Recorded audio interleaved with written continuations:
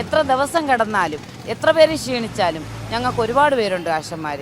ഞങ്ങൾ ഒരു ഒന്നോ പത്തോ ആശ ഹോസ്പിറ്റലിൽ അഡ്മിറ്റ് ആയാലും ഒരാശ ഇവിടെ കിടന്ന് ചത്താൽ ശരി, ഞങ്ങൾ ഇതിൽ വിജയിപ്പിച്ചിട്ടേ പോവുള്ളൂ. ഞങ്ങൾ പട്ടിണി കിടന്നിട്ടേ ഉള്ളൂ, സമരം ചെയ്തിട്ടില്ല. അതുകൊണ്ട് പട്ടിണി കിടന്ന ശീലത്തിന് പുറത്താണ് ഞങ്ങളിവിടെ സമരത്തിന് വന്നിട്ടുള്ളത്. വിജയിപ്പിക്കുക എന്നുള്ള ഒരൊറ്റ ലക്ഷ്യം. ഞങ്ങൾ ചോദിച്ചത് വാങ്ങിച്ചുകൊണ്ടേ പോകും. സ്ത്രീ ഒരു കുടുംബത്തിൻ്റെ നെടുംതൂണാണ്, കരുത്താണ്. സ്ത്രീകളാണ് ഒരു കുടുംബം മുന്നോട്ട് കൊണ്ടുപോകേണ്ടത് എന്നൊക്കെ കേട്ടു പഠിച്ച അങ്ങനെയുള്ളൊരു സമൂഹത്തിലാണ് നമ്മളെല്ലാവരും ജീവിക്കുന്നത്. അവിടെ സ്വന്തം കുടുംബത്തിനെ, സ്വന്തം ഭർത്താവിനെ സപ്പോർട്ട് ചെയ്യാൻ ആശാ വർക്കർ എന്ന ഒരു ജോലി സ്വയം സ്വീകരിച്ച സ്ത്രീകളുടെ ഇന്നത്തെ അവസ്ഥയാണിത്. എന്തു വന്നാലും ഈ സമരത്തിൽ നിന്ന് പിന്മാറില്ല എന്ന ഉറപ്പോടെ അവർ നിരാഹാരം കിടക്കുകയാണ്.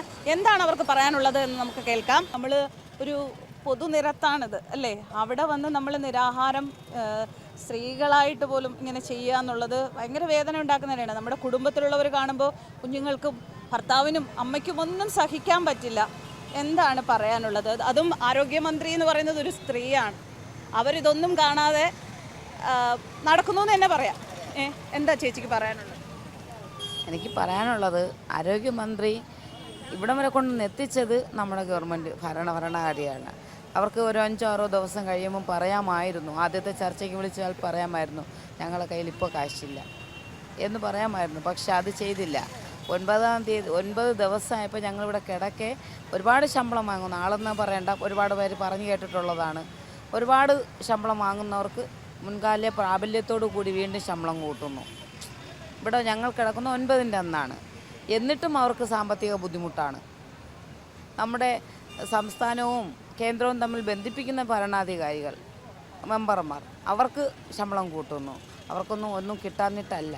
അവർ 232 രൂപ ശമ്പളം വാങ്ങുന്നവരല്ല. ദിവസം 232 രൂപയ്ക്ക് എങ്ങനെ ജീവിക്കാൻ പറ്റുമെന്ന് ഒരു ദിവസം ഈ ആൾക്കാർ നമുക്ക് കാണിച്ചു തരണം. ആ രീതിയിൽ ഞങ്ങൾ ജീവിക്കാം. അത്രേ പറയാനുള്ളൂ.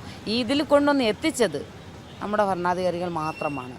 അല്ലെങ്കിൽ ആശമാരെ ചേർത്ത് നിർത്തുന്നു എന്ന് പറയുന്നുണ്ടല്ലോ.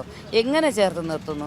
ഈ മഴയും വെയിലും എല്ലാം വന്നിട്ടും അവർക്ക് കണ്ണു തുറക്കാൻ പറ്റിയില്ലെങ്കിൽ കണ്ണു തുറക്കട്ടെ, അവർ മനസ്സറിഞ്ഞ് ചിന്തിച്ച് ചെയ്യട്ടെ. അത് മാത്രമേ പറയാനുള്ളൂ. അവർക്ക് ചിന്താശേഷി നഷ്ടപ്പെട്ടിട്ടില്ലെങ്കിൽ, അവർക്ക് ചിന്തിക്കാനുള്ള ശേഷി ഇപ്പോഴും ശകലമെങ്കിലും കുറച്ചെങ്കിലും ഉണ്ടെങ്കിൽ, അവർക്ക് ചിന്തിക്കാൻ പറ്റുമെങ്കിൽ ഇനി എന്ത് ചെയ്യണമെന്നും, ഈ ആശമാരെ എത്ര ദിവസം ഇവിടെ കിടത്തിയേക്കും, എത്ര ദിവസം കിടന്നാലും എത്ര പേര് ക്ഷീണിച്ചാലും ഞങ്ങൾക്ക് ഒരുപാട് പേരുണ്ട് ആശമാർ. ഞങ്ങൾ ഒരു ഒന്നോ പത്തോ ആശ ഹോസ്പിറ്റലിൽ അഡ്മിറ്റ് ആയാലും ഒരാശ ഇവിടെ കിടന്ന് ചത്താൽ ശരി, ഞങ്ങൾ ഇതിൽ വിജയിപ്പിച്ചിട്ടേ പോവുള്ളൂ. ഞങ്ങൾ പട്ടിണി കിടന്നിട്ടേ ഉള്ളൂ, സമരം ചെയ്തിട്ടില്ല. അതുകൊണ്ട് പട്ടിണി കിടന്ന ശീലത്തിന് പുറത്താണ് ഞങ്ങളിവിടെ സമരത്തിന് വന്നിട്ടുള്ളത്. വിജയിപ്പിക്കുക എന്നുള്ള ഒരൊറ്റ ലക്ഷ്യം. ഞങ്ങൾ ചോദിച്ചത് വാങ്ങിച്ചുകൊണ്ടേ പോകും.